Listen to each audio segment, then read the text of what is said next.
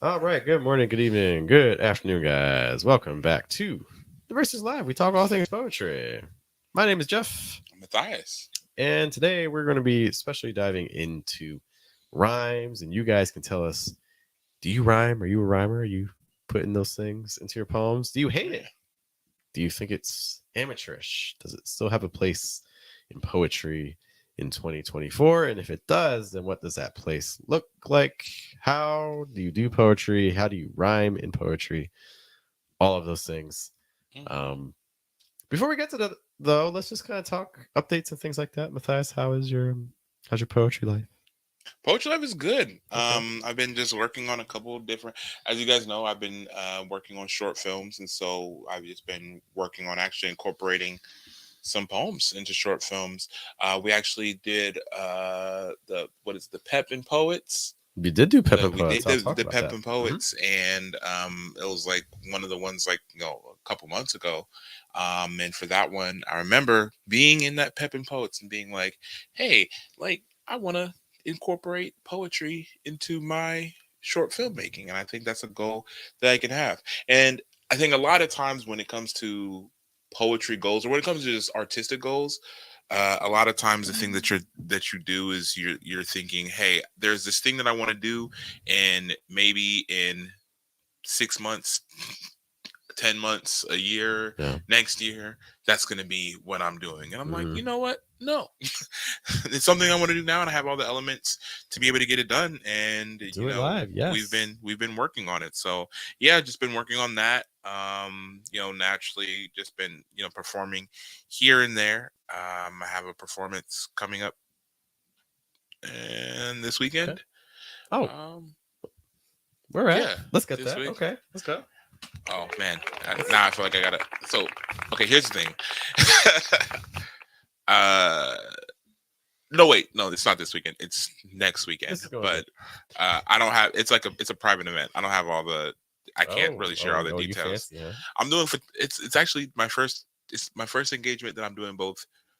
I'm getting paid to both perform poems, but then also I'm also getting paid to take pictures. Oh, look at you double dipping. Yeah, That sounds I just complicated. switch shirts between the one. Like when I'm a Actually, speaking photographer, of I shirts, just just wear really one quick, shirt, let's just take a and look then at look at our little oh look at look at this little thing. look at that. Don't sue But us, look at by the way. no, but Oh, look at yeah, Jeff's we got some full post. swag on Look at here. look at our swag. Like why would Mhm. he like circle in on like the clearly not the clearly like we need to get Marvel Studios some more money. I don't think they've gotten quite enough. Okay, What so about you, man? congratulations. Yeah. I don't think so. What about you? So speaking of Pep and Poets, so if you don't know, we have a if you're in the Columbus area on the first Sunday of the month, I Yeah. want to give you free food. I will pay for your pizza if you're one of the first six people to claim a spot. And basically, we sit down and we talk poetry. And this week we had it was a good group. We had Yeah. Sayoli was there, so Sayoli she just got her MFA from Randolph, so Nice. congratulations to Nice. Sayoli. Clap it And up. she's also looking to run some workshops and things like that. So that was good to have on hand in the community, including with us. So keep an eye out. There are going to be some details coming up for some in person and also virtual things with Exciting times. her. In addition to that, we had Christina, who runs an open mic, the Poetry Cauldron. It's Nice. just called Okay. it's Poetry Cauldron. So she came by, which is cool. So we had an open mic host there. Similar to us, we have an open mic as well on Fridays at Third Cafe on the west side of Columbus. Oh yeah. And we also had BR Lee was there. So Oh B was there. nice. Yeah. Cool. Um, Cool. Cool. and so I'm actually going to be helping her out because she's paying a guy to make her flyers, man. And what she's paying is like, because man is just running off a template. Hey, You know, he's okay. So here's the thing. and she's it, paying him a lot for that template. I think that one of the things that is really is it can be really difficult, especially for people that if you if you are far enough removed from the process of a lot of these things, you might have the thinking that these things are like a lot more complex Yeah. than they Mm-hmm. really are. Mm-hmm. And honestly, like that's kind of the job of any of the other person, right? Their job is to be like, man, Right. this thing's super complex, so you can kind of be like, Yeah, you well, hired out. I'm not I don't even have an gonna issue with touch it. I'm that. I not don't have gonna an do issue with anything. that. But If yeah, it's a fair price. if it's a fair price, because also it's like, there's some things that might be worth it to, like, even if it does take 20 minutes or so to kind of get it done, like maybe that's 20 minutes you don't have. But man, one of the things that one of the super interesting things that I found is that what is it? I don't want to name, because I feel like if I say the service, then it's like that's free promotion. But there are services out there, right? That are several out there, and I feel like I got the service, and I got like kind of this free version of the service, and I looked on there, I'm like, hey, that's like that one guy's flyer, that's the other guy's flyer, that's their flyer. All the flyers are coming from here, so it's, and a lot of them are not good.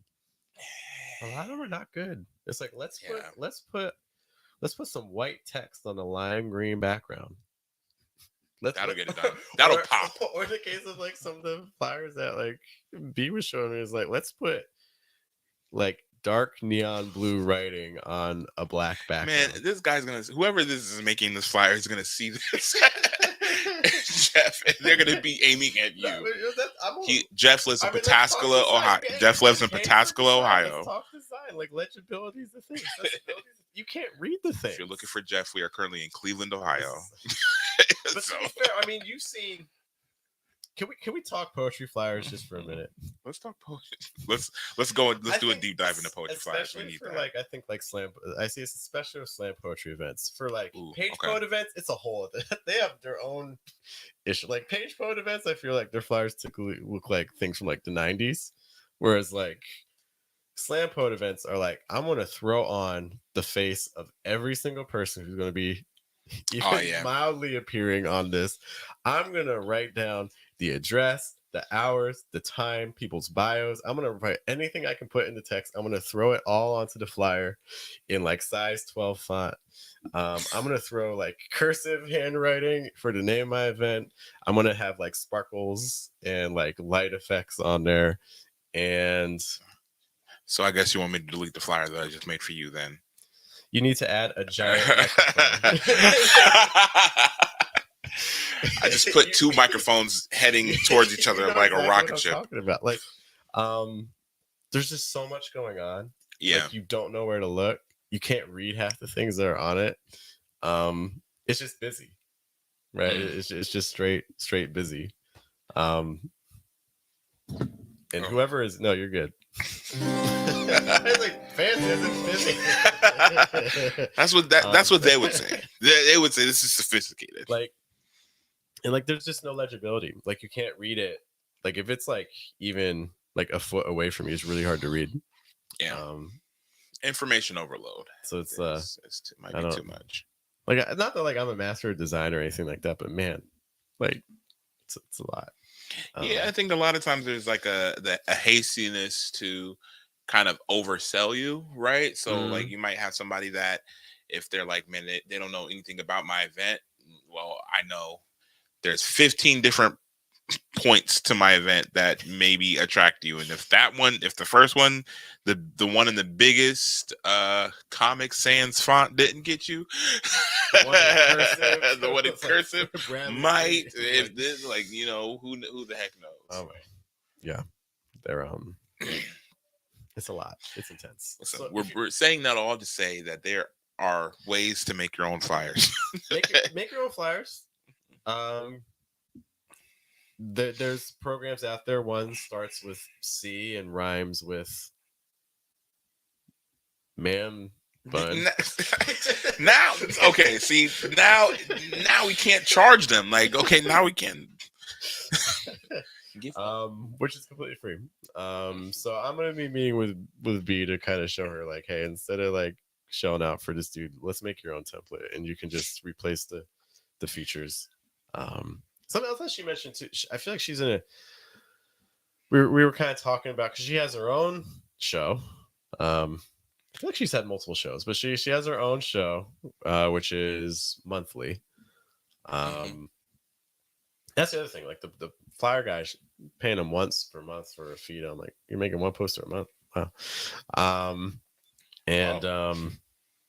She feels like she's in kind of a tricky spot because when her shows don't have features, she's like, the attendance is lower. which Mm. surprise, surprise. So now it's like I feel compelled to continuously have features, and continue because I need to bring in features because otherwise, if I don't bring in features, the audience Mm. isn't going to show up. Which I think is kind of a tricky thing with an open mic because you train your audience for what to expect, right? Yeah. Yeah, it's that, but it's also like one of the things that B. Arlene is a student of this too.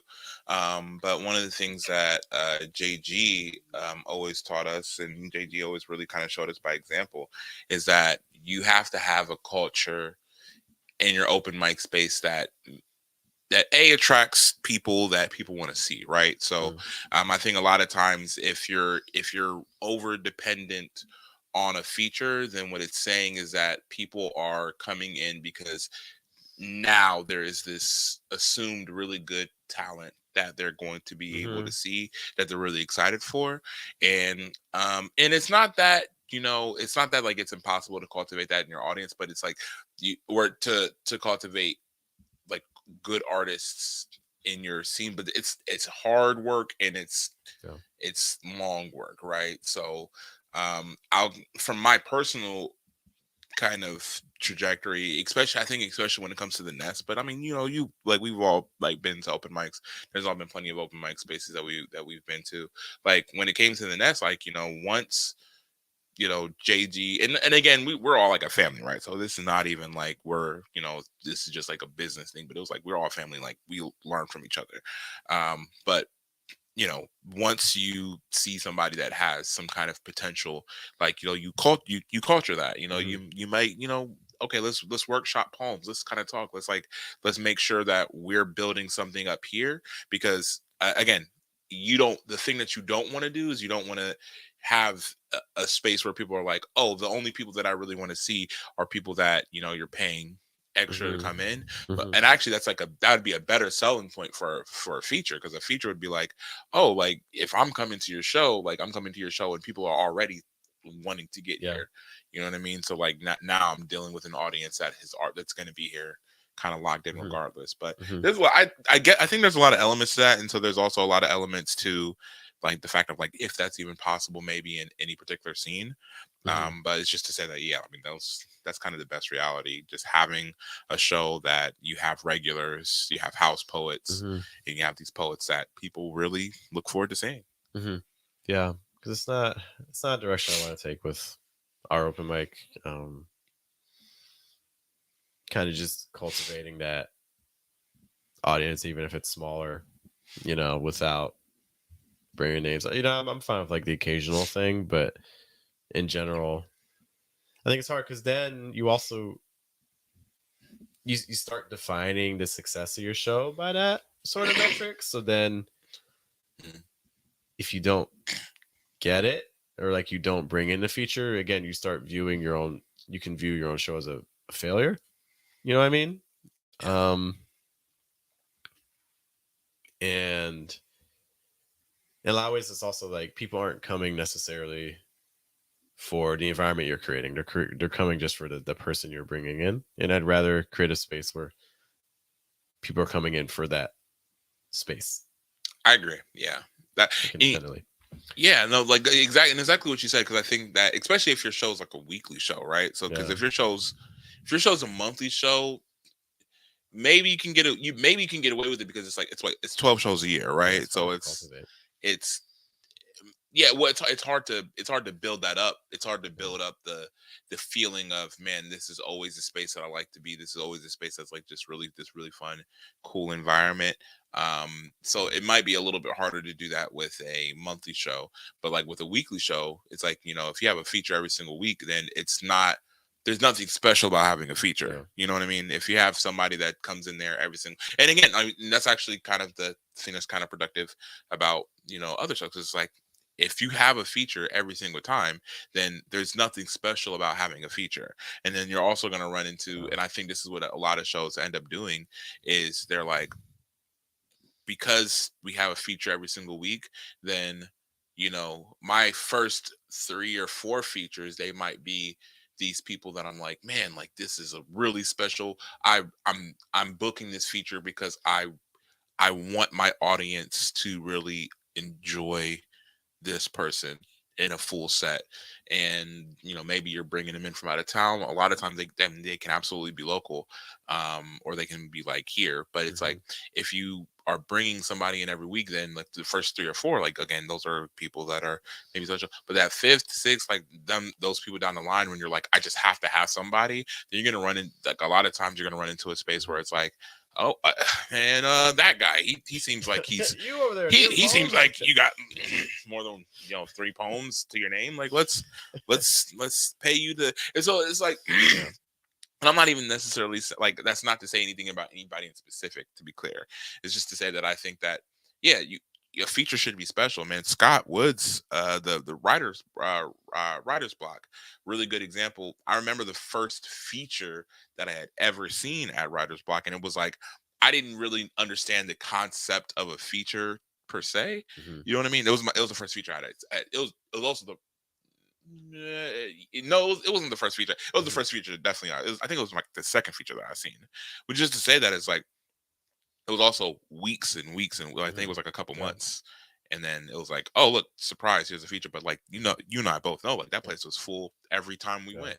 But it's because the environment was one that you wanted to Hmm. culture, and there was like poets that you knew, okay, this person's going to be there, you really wanted to see. So there's a lot that goes into building an open mic that people want to come to every single week, Yeah. or even every single month for that matter.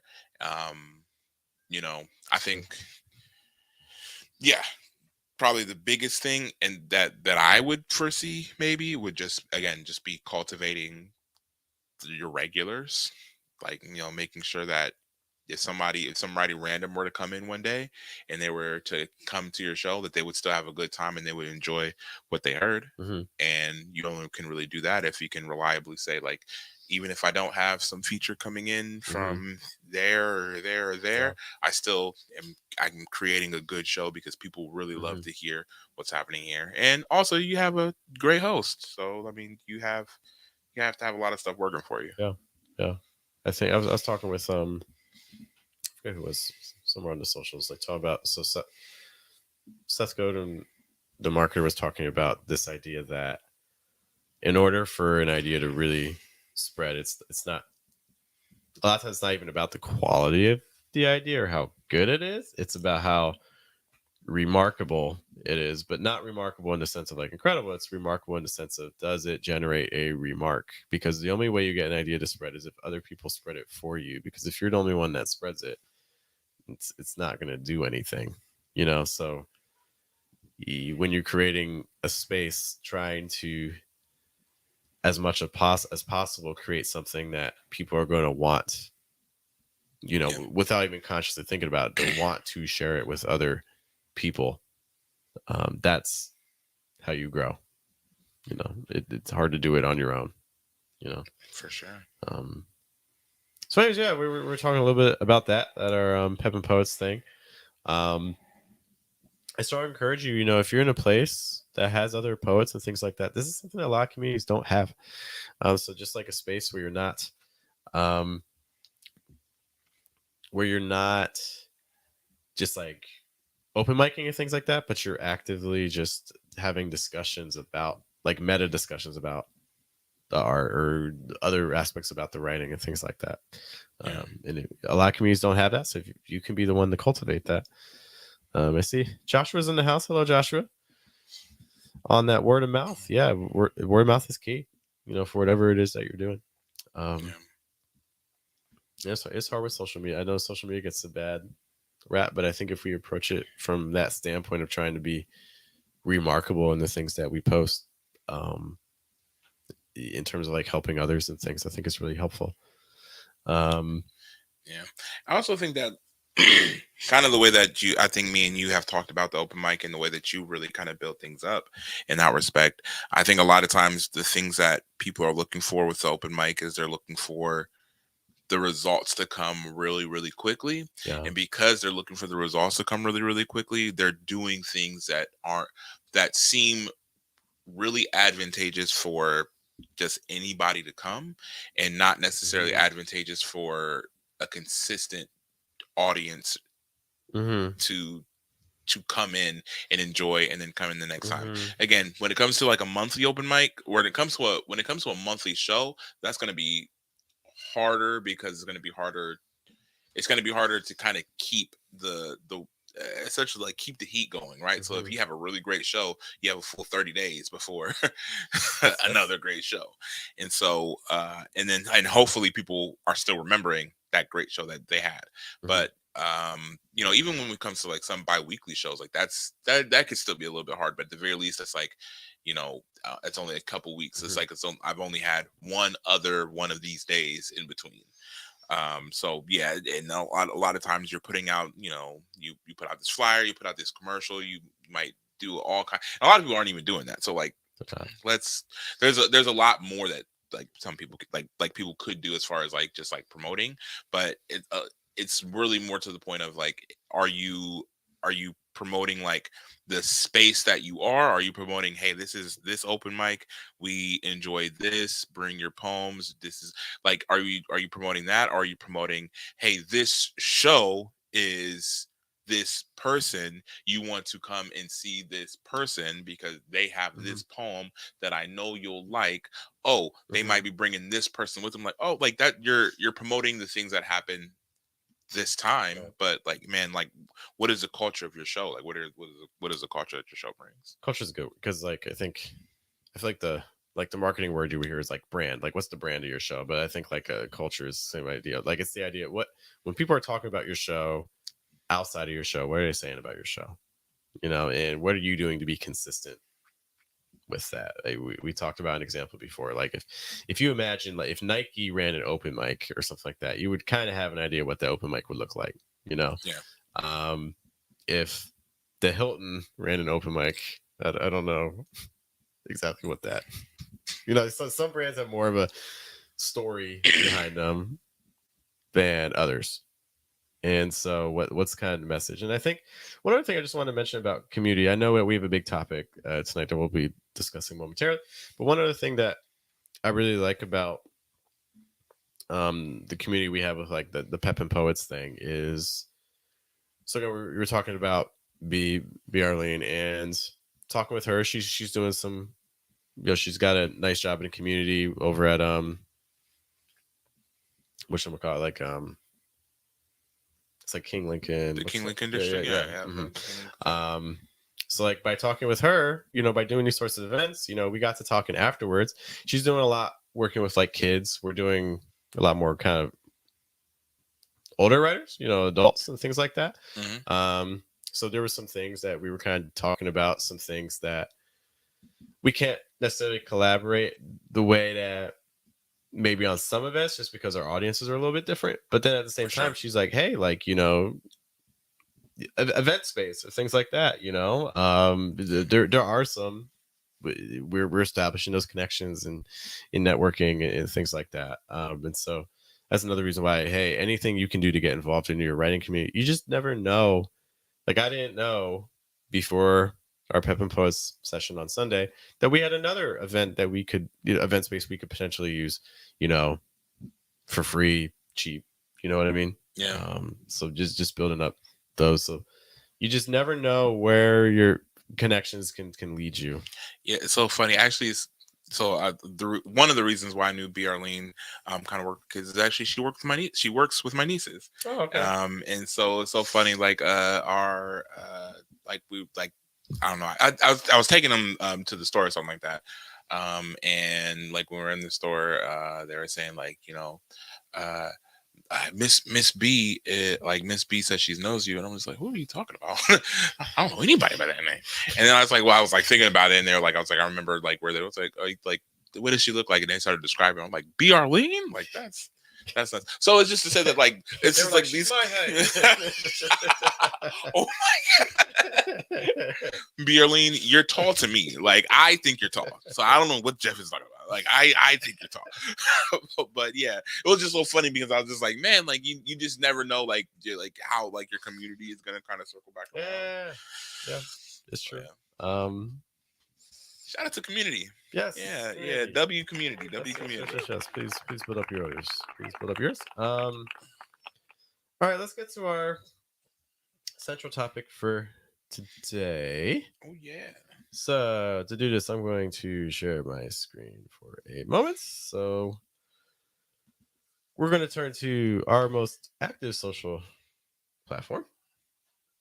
Black Planet. Black singles me. Black Single. And all right. They're Okay, threading it up. refresh. Yes, so we threaded it up. Refresh. That didn't refresh the way I thought it would. Go back. Okay, so we mentioned we're going to be talking about rhyme. So we asked you, what are some strategies you use to rhyme in your poems if you rhyme? So just want to kind of get your thoughts on rhyme. Actually, maybe even before we look at these, what kind of is your stance on rhyme, Matthias? It's a tool. I think that It's a tool. like I think that when I initially started doing poetry for like at open mics and things like that, I think I the first poem that I ever did was like a rhyming poem. I guess, well, let me be honest about it. It was a rap, but But I think that's a very common entry. but it was terrible. I want to be clear. I don't want to like shy away from it. It was very bad. But yeah, I've always viewed rhyming as like, I think when I was growing up, I viewed rhyming as like kind of the default setting Yeah. for poetry, right? Mhm. And then when I started kind of opening up my view, and I kind of been able to open up like some of my the basis of my skill when it comes to poems. It's like I barely use it, if at all, anymore. Mhm. But there are a few poems that I absolutely like. I have a Jesus versus Satan battle rap poem, and like in that poem, like there's absolute rhyming all through that.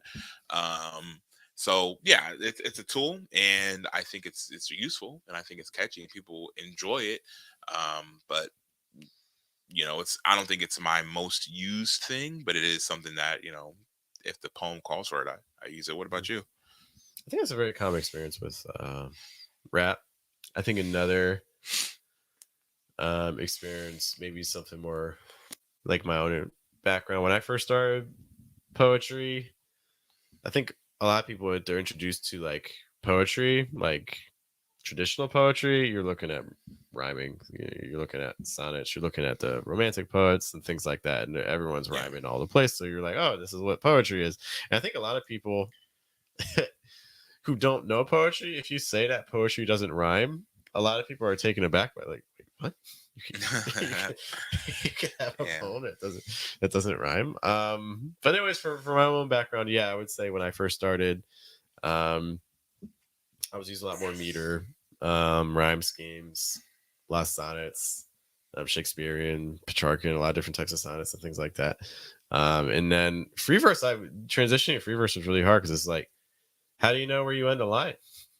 Like with meter, it's great because meter tells Yeah. you, it's like, okay, you got your Yeah. iambic pentameter, you're at the end, dude, so you have to. But then when you're doing free verse, it's kind of scary because it's like, where do you cut? Where You're do too loose. yeah, it's like how did you decide to end there? You know what I mean? And now like I'm glad I transitioned to free verse. I'm a fan of my enchantment, things like that. But it's it takes time to get used to. And I think it's a transition you see a lot with poets. It's not often that you see poets, I feel, go from. I'll phrase it like this. I think you see with a lot of poets, the more they learn about poetry, the less likely they are to rhyme. For the majority of poets, there's always exceptions like Ty and Bajess writing like Olio and all kinds of crazy sonnets and things like that, and all kinds of crazy forms. But I think in general, you see a lot of people moving away from rhyme to the point where I feel like rhyme almost gets like a negative reputation, or people start hearing the rhyme and they're like, or seeing, especially seeing it on a page and kind of be like, Yeah, I think that. I mean, here's the thing, because I think that rhyming again, much like any other poetic tool, is something that like you could do poorly for sure, and you could do well. And I think that a lot of people just don't have the bag to do very well. But it's like, but the people that typically do it well or do it really well in poem, I think are like they would they would transition them into like Mhm. songwriters or like Mhm. like write Mhm. like rappers or Mhm. like I mean really like most people that are like most musicians when it comes to like R&B and rap Mhm. and like country music and stuff like that, like all of them are doing rhyme schemes. Mhm. So Mhm. I don't think that I just think that it's like the space of rhyming or rhyming very consistently is oftentimes pushed out of the poetry space and Mhm. put into um like music Yeah, because it's also the easiest to kind of register with like melody.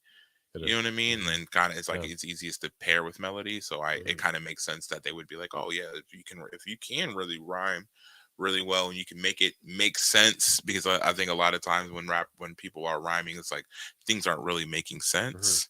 But Mhm. yeah, check out.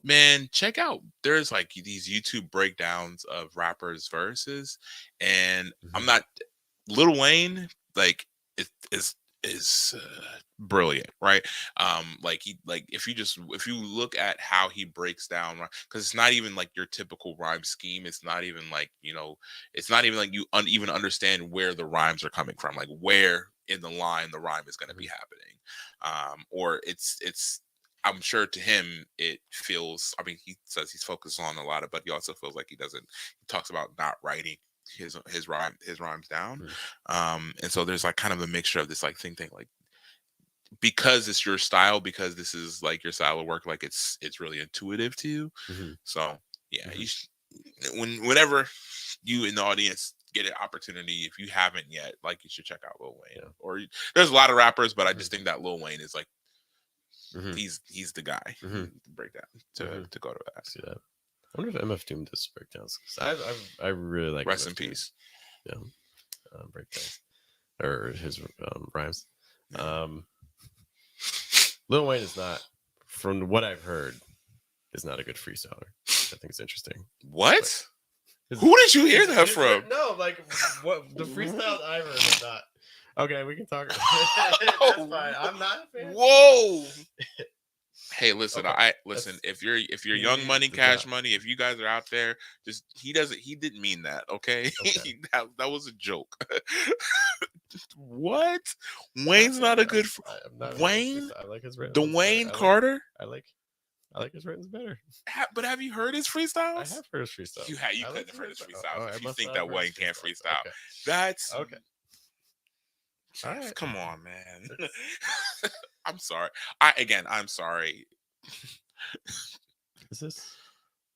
Is this that's one of the channels that does the breakdowns. My sources are wrong. My source. Just yeah, Joshua. That's fine. That's fine. I'm It's sorry. okay. I was having a debate earlier today about the Beatles. It was good. Wait, what was your debate about? I But don't know much about the Beatles, I don't. so The Beatles aren't my. My stance on the Beatles is that I think they're really good producers. I think their lyrics are horrible, and they're not particularly good at singing.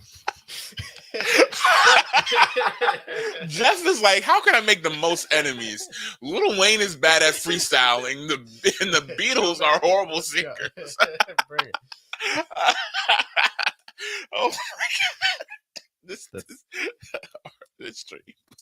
But I like their like in terms of, like the actual instrumentation and things like that. I like. I think they'd be producers nowadays.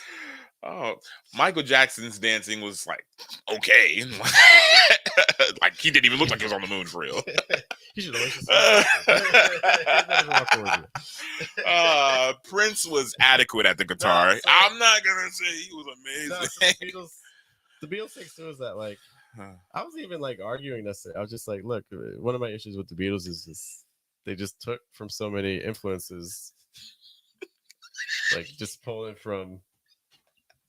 I mean, they're literally just like pulling from like BB and like Buddy Holliday and like other like blues influences and things You're like not that. gonna hear And me then, like, defend the I promise you that. I'm still stuck on the way. it's like, look, if I want a blues riff, I'm going to listen to a blues. I'm going to listen to blues. Like, I don't need the Beatles to give it to me. There's other people who can give it to me and do the same thing better because they did it. Like I don't. Anyways, You heard that? You heard that, Beatles we're fans? talking about rhymes, right? We're talking about rhymes. The Beatles rhyme? I've never. Uh, I'm sure I've heard the Beatles music before. I'm actually positive of I that. am 100% But sure you've heard the. but I've heard Paul McCartney That's, for sure. okay. Some things I've missed. Josh was saying that rhymes have come to VHS of poetry. Antiquated. Ooh, that's tough. Like, See. like, And that, like okay, well, hold on. Genesis. I want to go back to that Okay. because rhyme is become the VHS of poetry because it's like it depends on the poetry community that you're part of. I think because I can tell you right now at least 3 shows in Ohio that like if I went there and did Kobe, that would be the only poem that does not rhyme in that This space. is true.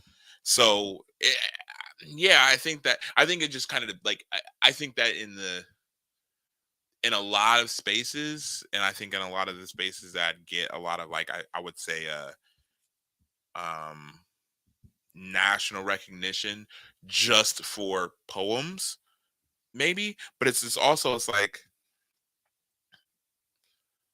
what's her there was a poet that Beyonce partnered with for Lemonade. And I I know want what to you're say talking about. some of those poems, some of Mhm. those like were rhyming. There was rhyme in those, and then there's also again I think that between the medium of rap and poetry, the highest echelon of either is rap, right? Like if you have like the person that's performing the highest professionally in their field, like of the two of those, it's like who has the most notoriety of like who would you say is the most famous poet? Okay, for using okay. You know what I mean? Or not Mhm. maybe in Okay. fame, like who as far as being the most active in Mhm. producing the most work and producing the most widely like seen work, Mhm. right? Like it's gonna be a rapper, Mhm. right? Like I would think about like Jay-Z, like he won like multiple awards for like Kendrick Mhm. Lamar, as well. So it's like Mhm. these. It was just to say that I think that like the rhyming, like the when it comes to poetry or rhyming in poetry, I think that if you were to just put it to the page, like I could call anything that Jay-Z has ever rapped a poem and I would be right. Or I could say it's not a poem and it's rap and I would also be right. You know what I mean? Mhm. Like I feel like those are kind of some fairly subjective margins, I suppose. That's tricky. So I think if you write something with the intention of music behind it, There's plenty of like music behind poems, yeah. yeah, I'd have to chew on that. Jeff's gonna I don't. drop a mixtape in a couple weeks. It's better than anything Lil Wayne has ever freestyled. And I hate the But it will be. Beatles. It will. Again, I can't even. I'm really shocked. Like there's okay. Here's the thing. We've been doing this podcast for a little while, Mhm. right? I don't think I've ever heard anything as shocking as Lil Wayne's not that great at freestyles. You're not liking his freestyle, okay. Wait, do you think the new gen of poetry is leaving rhyme behind? That may be a better way to communicate the point. I think it depends on which audience Nah, you're going for. that's what I'm saying. It's like That's what, I I would say no because it's like I would say that I know I don't open think mics. I know the shows to go to if I want to hear rhyme. yeah, but it's also like that's just in poetry spaces too. It's like Speaking specifically the if you're thinking about specifically poetry spaces, like maybe, but I would also maybe disagree based on just like what you said, just based on like what shows that you're going to. But it's and like I think a lot of the times the rhyming poets in a lot of these spaces are just marginalized out to rap spaces. They're like you got to do your thing over where the rappers are doing it. And I think there's also still the mainstream consciousness still associates poetry with rhyme. The like people who haven't Yeah. written a poem or read poems still think we're all doing Shakespeare out here. You know what I mean? Some of us are. and some I'm of us trying to get are. my mustache to the This point is where I can play Shakespeare in this the is movie. I don't know what other qualifications I might so. need. So let's see what other people were saying about rhyme. How do we incorporate if we want to rhyme? How can we do it in a way that's most effective? And so we got a couple of ideas here. It's from less ethereal. For my own writing, I naturally trend towards assonance in the beginning of words. A lot of like similar sounds, vowel sounds, things like that. Um, I can see that well working across like a line. I see that working well, especially like like in rhyme, like when you get like in a single line, there's rhymes going, not necessarily like from line to line, but more like inside the line. I mean, that I think is where you see especially a lot of assonance. Um, K Talks mentions with stricter forms like sonnets and jam it. I mean, yeah, that's strategy we'll talk more about as well. So the rhyme ends the line, but not the sentence or a clause. That's such a fundamental concept of poetry. Is that when a line ends doesn't mean that your grammatic unit has to end. You know, um, and then official Hugo Infinity double rhymes all his end rhymes. And to give me an example, I just double rhyme my end rhymes. Let me explain. Like it's trend time. I always cash out when my friend chimes. I had the mastermind. Like I send crimes. Thank you so much to official Hugo. So you're basically rhyming the last two words of sections. So those are some strategies. I think these are all. That one of the things one that you especially see like in rap and also more. I don't want to say like spoken word, but like spoken word pieces. Yeah. So if you had to rhyme in your poem, so let's talk a little bit about your, for instance, battle rap post. So that's an interesting. Okay. Because I think it's almost in. I can't think of the word. Like you have a form in mind, and so you write to mirror the form. Like for instance, I have a poem that I entitled I think it was stolen cell phone in like C minor or something like that. Oh, sonata for the stolen cell phone. So I wrote like a sonata. So like I had three separate stanzas. Each stanza was kind of doing what the different sections of a sonata would do. So you Okay. have kind of like the form in mind and you're writing to it, but you're adapting it for poem. Right. So like Right. rap in poetry, there's a lot of links, but there can also be separation too. Like just because you write a poem doesn't necessarily make it a rap. Just because you write a rap doesn't necessarily mean it has to be a poem. So like, how did you kind of put that together as you were? I mean, you have several pieces like that. So like, when you're doing like the battle raps and things like that, what are some things that you're kind of considering? I mean, I don't. It's. I think it's odd because I don't think. I think that when I'm thinking about poems, I'm not necessarily thinking about form specifically. Mm-hmm. I think most of the poems that I have that I perform fairly often are poems that I'll write a couple lines down here or there, and I'll be thinking about you know what this poem is and what this poem is becoming, and like because I didn't set out to write a Jesus versus Satan battle rap. I think I What? no You no were not compelled. so I think the poem initially started with there's a line in there and where it says, my son, kill them not, for they know not what they do. Man, shout out to Pops. Like I was literally just practicing a Morgan Freeman impression for a completely separate poem. But I'm like, you know how Morgan Freeman plays God in Bruce Almighty and in Evan Almighty. And I was like, oh man, like that's an interesting, I think, dynamic to kind of bring to a poem.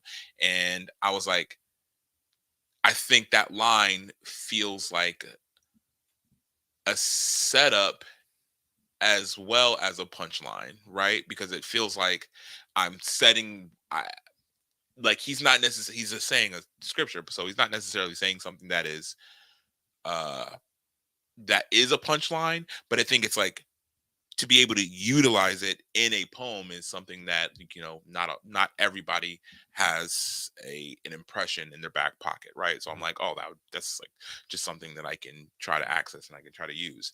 And I had it in my documents for a while. And then the story that I tell whenever I'm telling that when I'm doing the poem, it's actually true.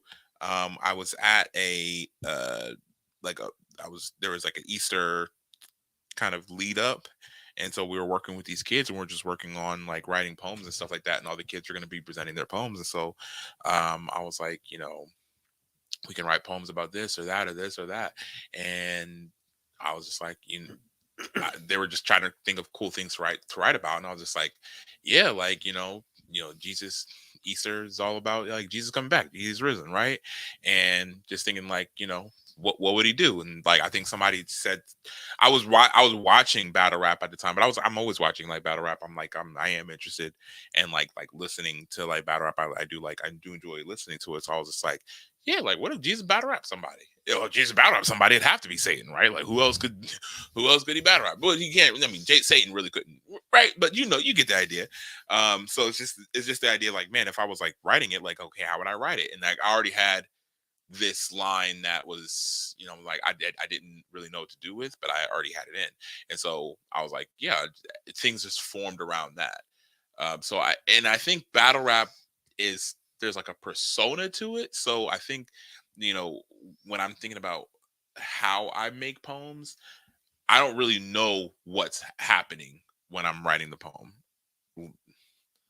Like I too am watching like Jesus step on stage. I'm like, okay, Jesus steps on stage and like what happens now? And then like I'm just I play it in my head over and over again until I get what I think is the funniest, most impactful occurrence that happens right there. You know what I mean?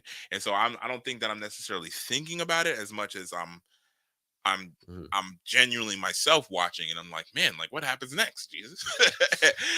So this thing happened, and then this thing happened, and then he says this, then he says this, and it leads to this. So yeah, for that poem in specific, there are poems that I think about for him, and I'm like really trying to focus on that for. But for the battle rap one, which is genuinely one of the ones that's one of the poems I really enjoy performing the most. Like I had no real necessarily roadmap as much as I had like a persona that I Mhm. wanted to put on, and I had the idea of the person that I Mhm. was trying to implement. Actually, funny, hilariously, I had a feature in early 2020 for native tongues, and for that feature, it was interesting because that that feature I name all my feature sets, and for that feature set, I was called a God joke, and it was so funny because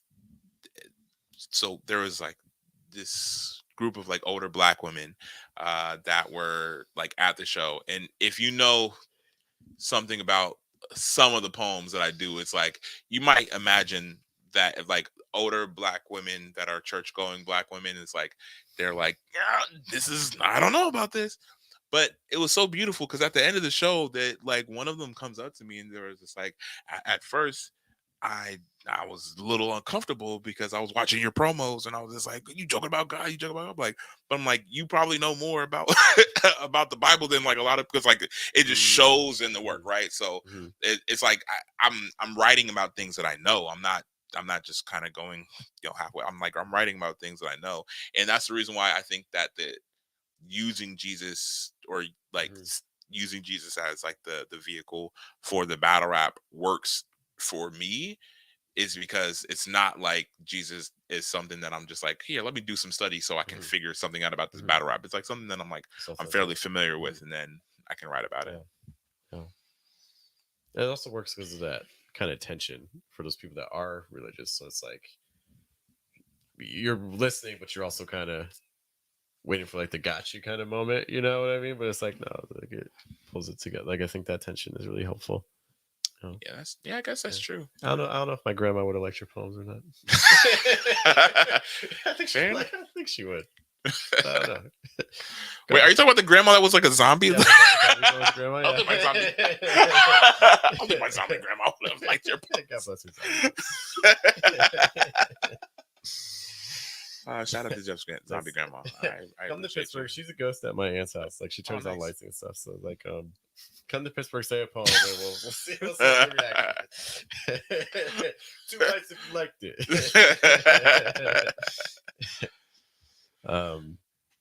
Okay. Curious about like the barrel on. I don't know if I've heard them many times on the. I don't think I've ever seen them on the page. What's they on the? Are they end stopped rhymes or the rhymes kind of in the middle lines? I'm just kind of curious visually. What I know it's not really in terms of because they're kind of more performance based, but like Yeah, it's so I've never seen other. I mean, there's a couple battle rappers that are also poets that I've seen their page work just because we like share notes and we like kind of just talk about stuff. But but when it comes to like just pure battle rappers, I've never seen one of their notebooks, so I don't really. I know how I write. I'm specifically thinking about your poems. Oh, kind of a mixture of both because it's like I'm writing them how I would perform them. Okay, if that makes sense. So there's some I think there's some points of the performance that aren't going to be these 4-line like end stop like there's some lines that aren't going to look like that, right? and there's some lines that absolutely do, but if the battle rap is any good, if it sounds any good, then it's probably because it's like a mixture of both, and there's also some like kind of differing rhyme schemes that I might switch some things out. It's like a lot of battle rap is about surprise, and it's about kind of you should not be able to really predict the rhyme scheme. Like it should catch you somewhat off guard.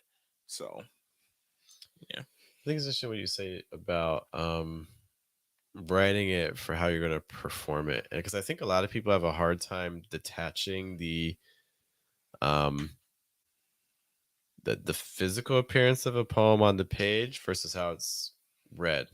A lot of people, it's like, for instance, my poems, the way I read them is different than how they look on the page. Just because, like, for instance, like, just because I have a line break doesn't mean that I'm gonna.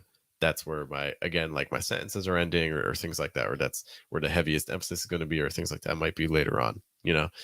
And that catches sometimes with like workshop sessions. It's interesting because people are like, oh, but you read this differently than how it's written on the page. Even though it's the same words, it's just that, oh, you wanted me to put that one word on the line above it so it would fit the same way. And this isn't just like this is workshopping with poets who've been at it for decades. This is also for poets that are newer at it too. So I always kind of found that interesting, like this marriage of visual versus performance. And I think that, in my opinion, that's actually an obstacle to rhyme, because I think a lot of people, especially poets who maybe haven't necessarily read a lot of traditional rhyming poems, like a lot of like romantic poems and things like that, or poems from like the early 1900s or late 1800s and things. I think that one of the issues we encounter with rhyme that causes things to feel overdone or cliche is that emphasis on I am rhyming. You're gonna know I'm rhyming. Like 100%. I'm gonna make sure every line is ending. I don't care if the meter's screwed up. I don't care if my first line has like 2 feet. Like, it is, and then the next line is gonna be like 20 feet. Like the first time we had our first kiss is like, and like you'll see it like visually, like it is, and then all that for the second line. It's like, man, like, yeah, you rhymed, but the thing is, and I would say probably the hard thing about rhyming, which is I also like, I think that there's some incentive I think in moving away from rhyme scheme for a lot of writers, in that it's hard to do a second thing when you're already rhyming, right? So it's like, man, how do I paint a picture that sounds like sounds like natural language that I would use, and doesn't sound super forced while rhyming, Right. right? Like again, somebody like Lil Wayne, who clearly Jeff is not a big fan of, is able to do. I like his rhythm. Don't he doesn't write. That's the thing, Jeff. He doesn't write, and that's people at home. Jeff doesn't even know. Lil Wayne doesn't write, but like it's again, it's hard to not sound like Dr. Seuss, right? Because like Dr. Seuss, great guy, right? I'm sure. I don't know. Rest in peace.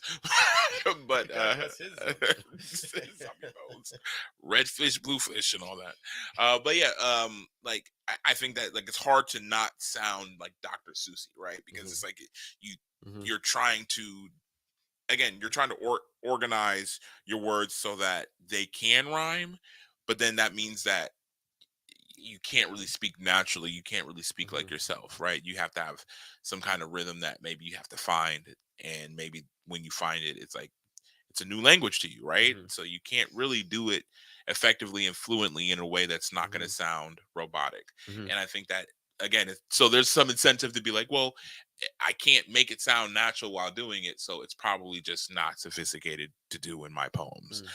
Which it's not for like that's not everybody's, you know, view towards it. But then I would imagine that is a lot of people's view towards it, which is they just don't know how. He's a doctor. Well, he was a doctor. Again, rest in peace, Dr. Seuss. But yeah, there's some incentive to kind of, because again, it's just really hard to do the other things. When it comes to simile, maybe maybe you can do that because it's like there's a ton of simile in rap, but not a huge. I guess there's metaphor in rap too, but like there's a huge amount of simile. But it's just hard to do kind of multiple things and sound natural if you're not good at rhyming. But typically, again, the people that are good at rhyming, it's like they're incredible. Like Nas, like you listen to Nas, you listen to Jay-Z. Like these people are like they're writing rhymes, but it's like they're speaking to you. Like the reason that they resonate is because it feels like they're just speaking to you. Lupe Fiasco, another really great example of something like he's doing incredibly complex, like fifth level rhyme schemes that have taken years upon years of studying to even put together some of these lines and what is kind of involved in a lot of this music. And it's like he's able to do it. I mean, I don't want to speak for how easy it is, but he's able to do it often. You know what I mean? And that's just it's not easy to do. I feel like a lot of the rap, even in the case of rap, there is a meter. There is a cadence you're following. There is a meter. Like in fact, like I know that in poetry, it's hard. Like I get it. But at the same time, by using the meter actually establishes so much order, like especially from like a listener's perspective or a reader's perspective, because if one line I'm just having like 2 words and then the next line I'm having like 10 words and that's how I get my rhyme, like I feel like a lot of times from a reader's perspective it almost feels cheated, or like it feels unearned in a little bit. It's like, well, you're just doing whatever you need to do to get the rhyme going, whereas when you can see the scheme, it increases the logic. And there's times where I remember I forget the poet who did it. One of my favorite sestinas was actually a rhyming sestina, and I didn't even realize it was a rhyming. I mean, it just kind of blew my mind. I didn't even realize it was a rhyming sestina until like I was like halfway through. I was like, oh my gosh, you've been rhyming this entire time. I just haven't even seen. It's like I feel like well crafted rhyming poems, especially when you're breaking out of like traditional forms. Like if you read a sonnet, you're expecting a rhyme, like a traditional ones, But if you're doing a different form where you're not expecting it, and then because you're not expecting it, you're not looking out for it. And if you're able to still kind of stick in the rhymes, like if the poet's still able to do that, and then you realize that, oh, they've been rhyming since time, it just adds a whole other layer. Cause it's like, wow, this read very naturally, because if the rhymes were obvious, it would not read as naturally. So it's like I think that's such a Yeah. high level of craft when you're able to construct a poem on the page where everything is there if your reader's looking for it, where they can detect if it's rhyming or not if they're paying attention to it. But to finish a poem like that and not notice it was rhyming initially is, I think, a huge accomplishment from a writing perspective. Yeah, I'd agree for sure.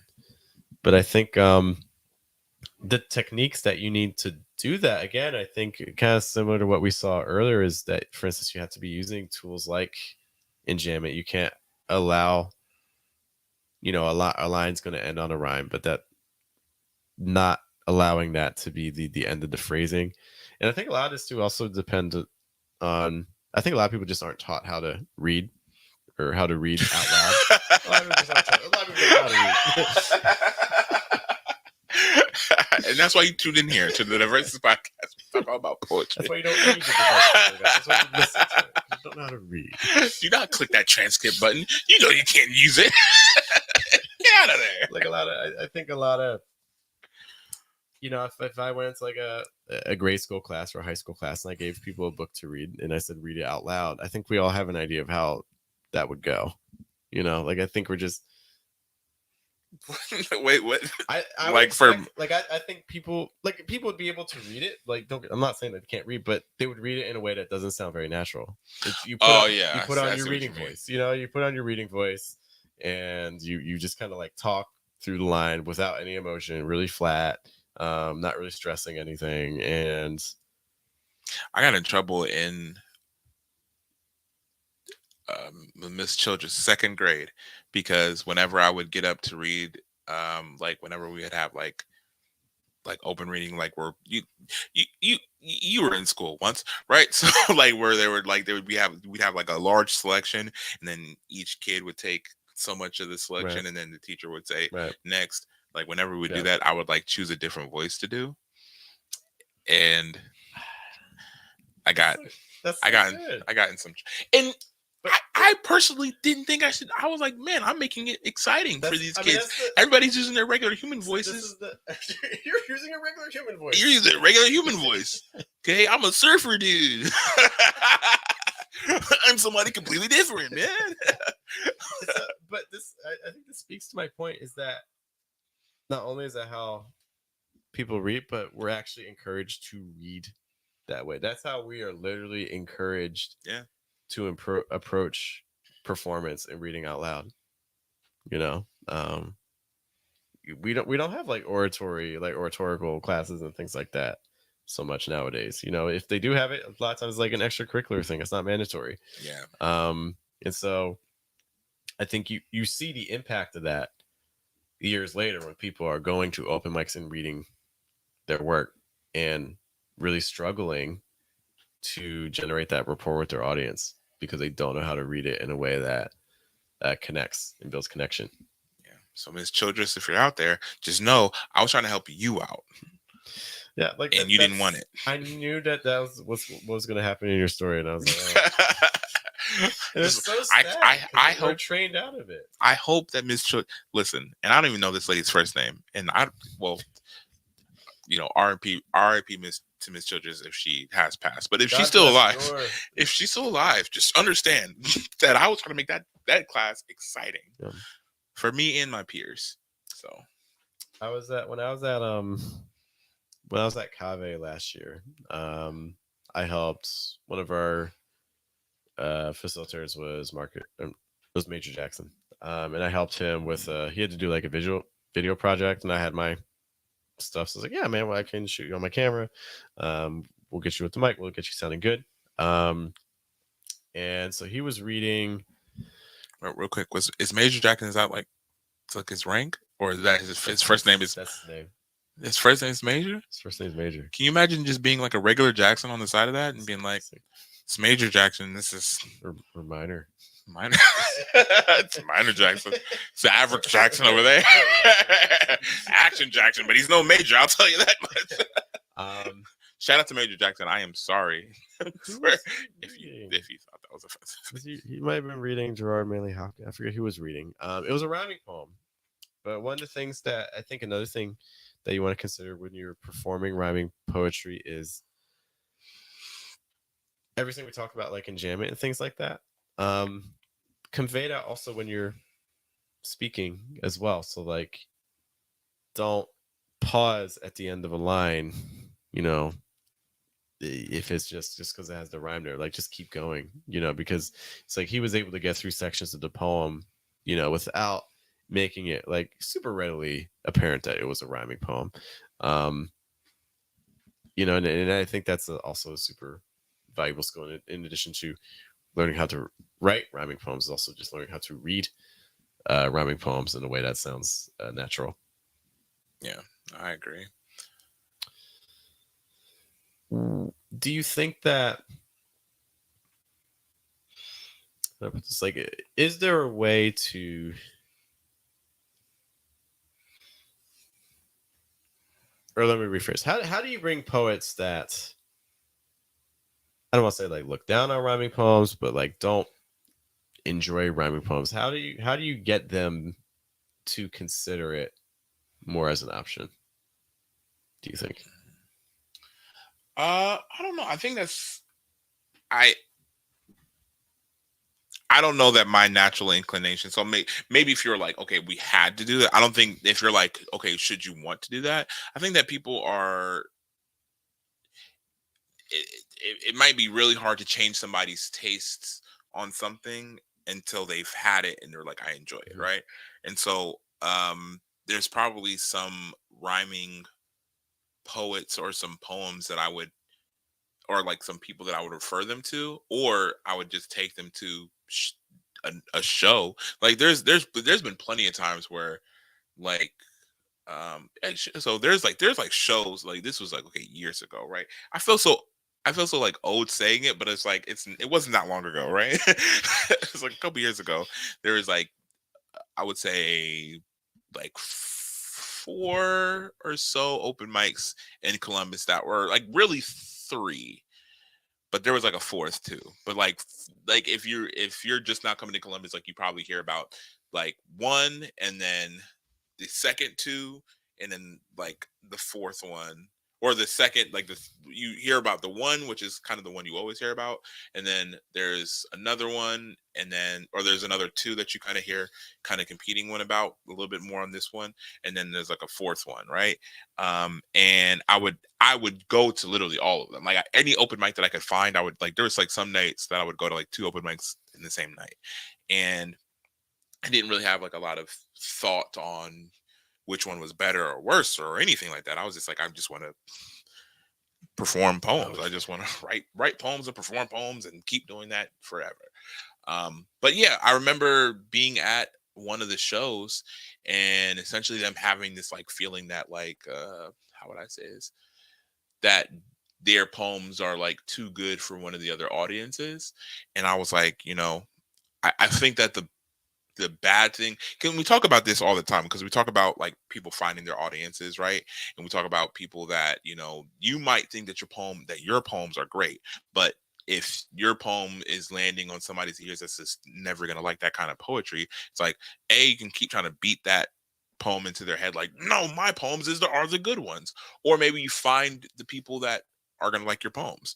Um i i would i would advocate for the possibility that maybe your poems are maybe good in less rooms than maybe you think, or in less spaces than maybe you think, or maybe your poems are good in this specific place in the way that you think that those people's poems are only good over there. Because and I'll speak for the Nest, because like I think the other open mics, like I really and truly enjoy and I really love going to all the other open mics, or most of the other open mics, but like the Nest was like my family, right? So it was like I would go to the Nest and like we would have people come through that were really, really great performers, but we were all working on our craft. We were all working on making good poems, and a lot of the people that kind of came out of there are still operating in that right now. And I think that the goal, I would say, is to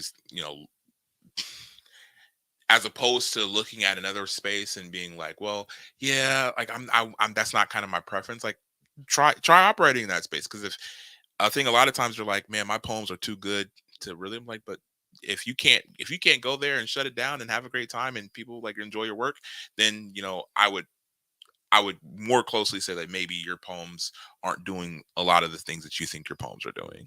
So yeah, I just you got to just dive in into those spaces. And if your poems can still, if you can go to a random open mic, not the open mic that's your home open Mhm. mic, the one that you go to every week and the host knows your name and the host sees you and says you're on the list, go to an open mic that they don't know you yet, they don't know anything about you, and try performing in that space. And you know if your poems are really too good for that space, and maybe they'll react to your stuff really well, or maybe it's worth looking into seeing if Mhm. you can make some better, or make some work that you think they might like. Yeah.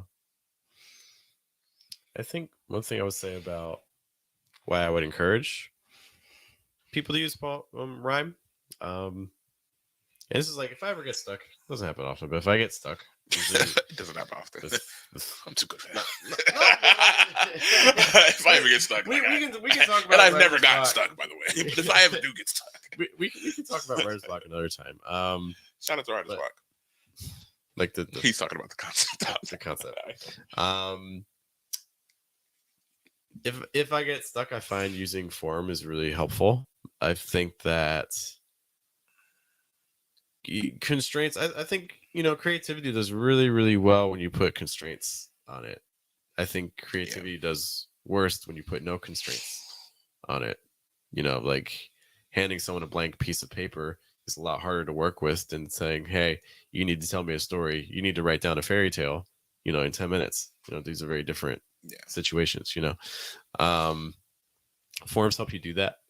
And similarly, like rhyme is just another constraint, and it can add another layer of complexity. So what it can do is, depending on what you're talking about, we gave the example, like Matthias's battle rap poems, like you have a poem that fits the form, but it could be other things too. Like for instance, if you're writing a poem that's dealing with a lot of, for instance, like duality and parallelism or things like that, Yeah. rhyming couplets might work really well for that.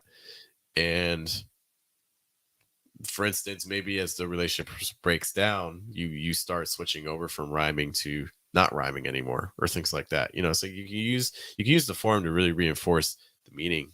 I think in effective, surprising ways. Um, I think rhyming is also. I mean, it plays with the acoustics. Poetry is so old. When you How old is it? it's so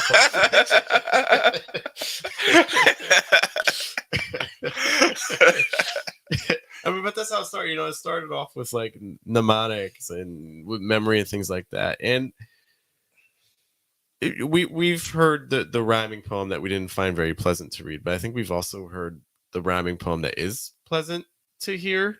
You know what I mean? And when it works, it can draw you in. It can make you feel like you're part of the game, kind of. Um, Yeah. in a way that if you're not rhyming, it's kind of hard to do. Um, Yeah. Yeah. I think rhyming poetry over most other kinds of really frequently used poetry has a reputation of being clever, that's not just being beautiful, right? Like, I think like a mm-hmm, lot of times, like we're mm-hmm. thinking about poetry, we're thinking about like the aspect of it that feels like like the utility of language is like beautiful, that you can kind of paint this image. But I'm not necessarily thinking clever. Like when I'm thinking about rhyming, if I'm thinking about it happening Yeah, well, like I'm thinking like there's like an aspect of it being clever. because it can't be too predictable. Because if it becomes too predictable, at worst, becomes like sing songy. You're just like, oh my gosh, like when is this going to end? But like when a poem's rhyming, um, but you don't know what the next rhyme is going to be, there's that kind of constant sense of discovery There, that occurs. dude, yeah, at some later on we're gonna watch some battle rap, but there is I can't even remember because I'm not super familiar with all the guys at battle rap, but there is this one round where they were actually using the predictability, like his attack against the other battle Mhm. rapper was using the predictability of the other battle rapper's rhyme scheme in his rhyme scheme, and then juxtaposing that with a rhyme scheme on top of that rhyme scheme that he's making fun of the other person's rhyme scheme. So he's like, your rhyme scheme is so predictable. It's like I'm a sweet rapper that got candy bars, blah blah blah. Spit that. So it's so easy to spit by. Like you're you a chocolate rapper got split by that split 2 bars like a, and then everybody in the crowd said Kit Kat. He was like, see how easy it is to spit that? It was crazy because I'm like, the thing that happened is like in real time, the audience is recognizing the Mhm. predictability of a rhyme scheme, Mhm. and like the predictability of the rhyme scheme is embedded in a Mhm. more complex rhyme Mhm. scheme that the other Mhm. It's interesting he was able to take that from something that, from an experience standpoint, yeah. like from listening to the other rapper, it wouldn't have been very enjoyable because oh, you're just going to say that. But then it becomes very meta, right? Because you're calling it out. Now people are paying attention Yeah. to it, and so this But that it's part of, like, it's so exactly. crazy because it's like Hmm. the predictability part is the part that the audience, be, because it's predictable, the audience gets to Hmm. go along with it. But that's the problem with the other person's rhyme Exactly. scheme, because they're like, yeah, I can go along with it. That's the reason why it's predictable. But then he has this subversion of it, which is also a rhyme, that he's like, you see Hmm. how easy it is to predict that? Like Yeah. it's which is again, it's just to say that there's like, man, if you're looking for ways to, and I think a lot of times like the forms, what did he say? I want to watch that battle. I'm gonna find it. I'm gonna send it over to Jeff. We gotta put like it was freaking brilliant. But yeah, it's just to say that I think like rhyming, yeah, especially when we were talking about like if somebody's like, yeah, I wouldn't want to get into that. I'm like, if you watch battle rap and you watch again, it's art, but it's also competitive. So it's like it's competitive in a way that slam is not competitive. Like if you think, and slam is competitive. I want to be clear. Slam is competitive, but it's like slam is competitive, but it's also like it pigeonholes itself on a level of vulnerability, I think, in a lot of ways that can be mutated into a forced vulnerability, or in a lot of times a false vulnerability. Whereas like there's that in battle rap, it's like you like being vulnerable is a bad thing, right? Being like open and cut, like that's not a good thing. So it's like it's also like it can't, I I can't shop on that. I can't, Hmm. you know, be the most open.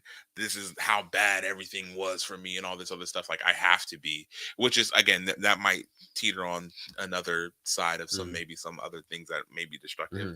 But it's like it, because it can't leverage itself on that. It's like, yeah, you need to you have to be on your toes, and you have to really be like, out there. I don't know which one. I don't even know which one I would be like, man, this one is worse or better. If I was like, man, like what is it? Is I mean, it worse to it's be different. that machismo bravado, or is it worse, to, I think, uh I would say maybe exploit vulnerability. So who knows? That's a that is a very good debate. I don't know. Ooh, I don't. that is a I don't. good I don't. I don't know who wins that. I think we just all end as like Ooh, that's a good they're one. both very opportunistic. I don't know.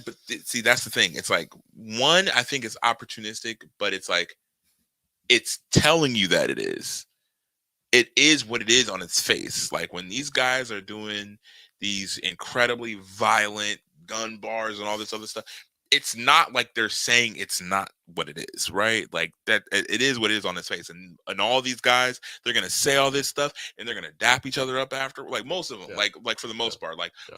like a lot of these guys really don't like each other, to be clear. So like I'm not trying to say like everybody's super friends, but for the most part, they're all like friends afterwards. Mhm. They're like, oh, and you congratulate. Yeah. That was a Yeah. dope bar. That was dope. But it's like that is not what's happening in these slam spaces, Mhm. right? These slam Mhm. spaces is like the story that you're hearing right now. That's supposed to be like what they get off the stage and go home to, right? Yeah. And like a lot of Yeah. times I'm still it's not. recovering from it. All right, Exactly. Yeah. I'm Yeah. still like it's the freshest thing Yeah. that's ever happened to me, and it's like this poem. Like they're, I don't even want to say like, okay, people cry during their poems, okay, and people cry. It's So okay, that's Diane. what? It's a What? she watches this. Oh yeah, oh my God. Shout out to Ann. I was like, I thought you were just looking at something, but you know, like I'm like people cry during their poems, but it's like open mics are I think different because it's like there's and I mean maybe there's like an incentive, but not as much as like if crying can get you points. You know what I mean? If crying can sell your poem to the audience, like a lot of, especially if there's money on the line, especially if there's reputation on the line, a lot of times people will do it. So it's not even to say like it's unidimensional in that way, but it's just to say that yeah, like at the very least, battle rap is like they are competing over the strategic use and the creative use of a lot of the same kind of concepts. Whereas I think that it's just close. But whereas I think in slam it's like that's like again when they talk about it's not about the points, it's about the poem. Right. I'm like, yeah, for a lot of people maybe, but for a lot of people no. Like it's about the poets. So I want to kind of close this out by just talking about some strategies. So like if you are interested in rhyme, you want to try out rhyme, just some things you want to be consider. So just kind of like relatively rapid fire things. So and we've already highlighted a couple things. So firstly, don't end stop your rhymes. So like if you have a line that is rhyming, keep the actual sentence going on until through the next line. You know, one technique you can try to do is try to have your sentences end in the middle of lines instead of at the end of lines, and kind of just see where that goes. Got her. In addition to that, so we'll be running back in a moment. In addition to that, some other things you want to be considering for rhymes. I think it was Les Ethereal mentioning using other different tools. So, for instance, assonance, consonants. These are times where you're paying attention to just using similar vowel sounds or using similar consonant sounds across the line. This is another way that you can kind of get that rhythm in that flow of a rhyme that you may be interested in. In addition to that, one thing we didn't talk about a lot is off rhyme, slant rhymes, things like that. So you don't have to have the perfect rhyme. You know, you can use words. Sometimes off rhymes are going to be based not on sound but on spelling. So, like for instance, you might rhyme a word like on and like sun or something like that, like SON, because they have the similar endings there. So that's another technique that can be helpful. It's like off rhymes. Or sometimes you can just play with Pontiac, like on Pontiac, like you can like there's other ways that you can. I would say like look for this. Don't just look for the words that you want to rhyme. Look for the sections of the words that you want to rhyme as well, or the syllables that you're looking to join. Because a lot of times those can make for some interesting rhyme schemes, much like Lil Wayne. But I don't want to get into it. It's all about the writtens. He doesn't write. Okay, all right. I want to stop.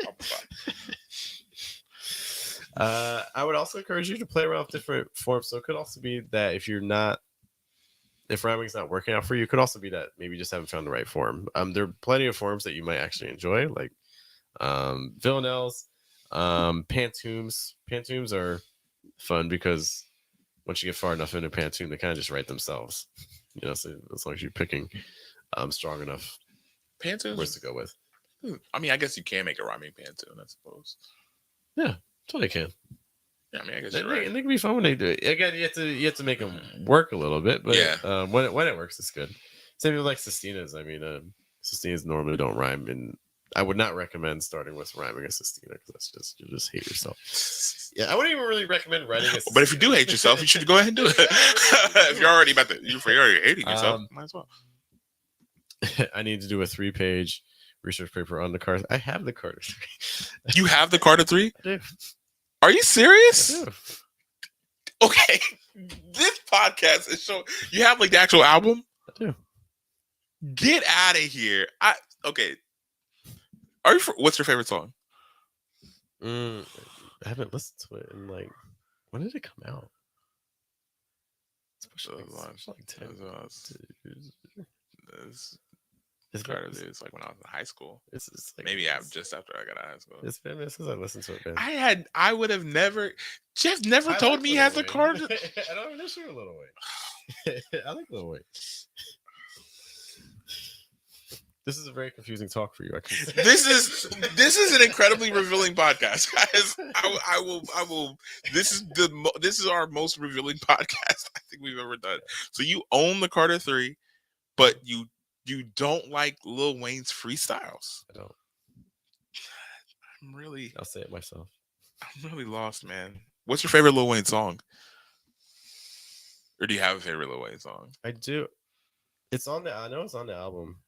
Your favorite? Okay, so because the Carter 3 was a strong album. Okay, so I'd have to listen to the album again because it's been like 10 the years. beat build. That's how you like the beat build. Like, I think it's tricky too because I like a lot of the beats he uses and things. It's what?